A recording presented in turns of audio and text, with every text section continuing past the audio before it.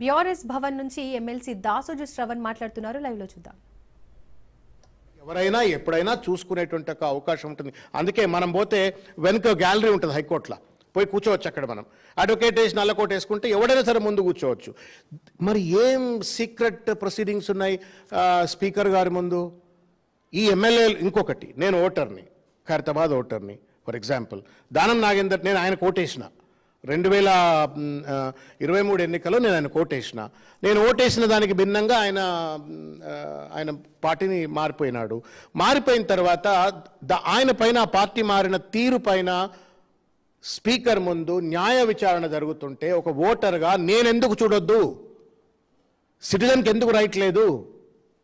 నువ్వు అడ్వకేట్లు ఉండొద్దు అంటున్నావు, ఓటరు ఉండొద్దు అంటున్నావు, సిటిజన్స్ ఉండొద్దు అంటున్నావు, కనీసం లైవ్ టెలికాస్ట్ ఉండొద్దు అంటున్నావు.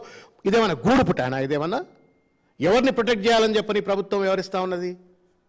ఎవరిని ఆదేశాల మేరకు స్పీకర్ గారు ఇటువంటి పనికిరాని ఆర్డర్ని ఇచ్చినారు? స్పీకర్ గారు అంటే మాకు గౌరవం, but I don't think he's working according to his conscience. ఆయన రాజ్యాంగ ధర్మం ప్రకారంగా పనిచేస్తలేరు, రేవంత్ రెడ్డి గారి ధర్మం ప్రకారంగా పనిచేస్తున్నట్టుగా ఉంది. ఈ లేఖ ఎందుకు అడుగుతారు, క్రాస్ ఎగ్జామినేషన్ చేస్తారు. ఒట్టి అబద్ధాలు ఆడుతున్నారు, పచ్చ అబద్ధాలు ఆడుతున్నారు. వాళ్ళు పార్టీ మారినటువంటి వాళ్ళు పచ్చ అబద్ధాలు ఆడుతున్నారు. వాళ్ళని బట్టలు ఇప్పేస్తా ఉన్నారు అడ్వకేట్లు, మొత్తం నేకెడ్గా వాళ్ళని బట్టలు ఇప్పేస్తా ఉన్నారు. స్పీకర్ ముందు జరిగినటువంటి ఒక వాదోపవాదాల్లో నీళ్లు నములుతున్నారు, మా సమాధానం చెప్పలేకపోతున్నారు. పిటిషనర్స్ యొక్క అడ్వకేట్స్ మొత్తం బట్టలు చింపేస్తున్నారు.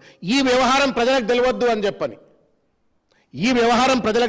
చెప్పని, ఈ కుట్ర, ఈ కుతంత్రం, వాళ్ళు చేసినటువంటి ఒక మోసపూరితమైన పార్టీ మారిన వైఖరిని ఏ రకంగా నగ్నంగా ట్రిబ్యునల్ ముందు నిలబెడుతున్నారు అడ్వకేట్లు అనేటువంటి విషయం ప్రజలకు తెలిస్తే వాళ్ళ పరువు పోతుంది, పార్టీలో చేర్చుకున్నట్టుగా రేవంత్ రెడ్డి పరువు పోతుంది, నగ్న స్వరూపం బయట కనబడుతుంది అని చెప్పని ఇవాళ కుట్రపూరితంగా ఇటువంటి ఒక లేఖ ఇచ్చిండ్రు. ఇదేమన్నా నిజాం జమానా? ఇదేమన్నా నియంత జమానా? ఇదేమన్నా ఏమన్నా మనం ఇరాన్లో, ఇరాక్లో ఎక్కడన్నా ఉన్నామా? ఏమన్నా మనం? డెమోక్రసీ ఇది, టెంపుల్ ఆఫ్ డెమోక్రసీ అసెంబ్లీ.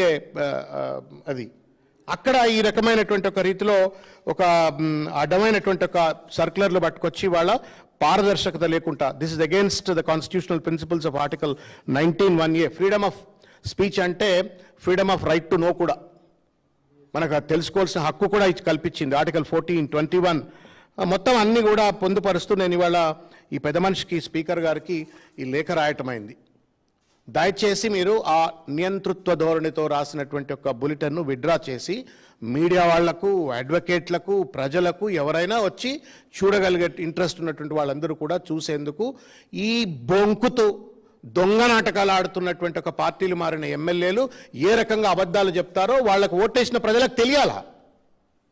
కాబట్టి దయచేసి ఆ బులెటిన్ను విత్డ్రా చేసుకోవాలని చెప్పని కోరుతున్నాము.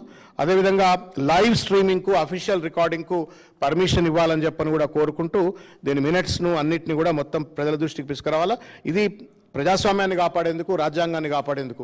ఇది రేవంత్ రెడ్డి సొంత వ్యవహారం కాదు, లేకపోతే స్పీకర్ గారి సొంత వ్యవహారం కాదు. ఇది ప్రజలకు సంబంధించినటువంటిది, రాజ్యాంగానికి ఉల్లంఘనకు సంబంధించినటువంటిది, న్యాయాన్ని అందించేటువంటి ఒక ప్రక్రియ. కాబట్టి తప్పనిసరిగా ఇది మీడియా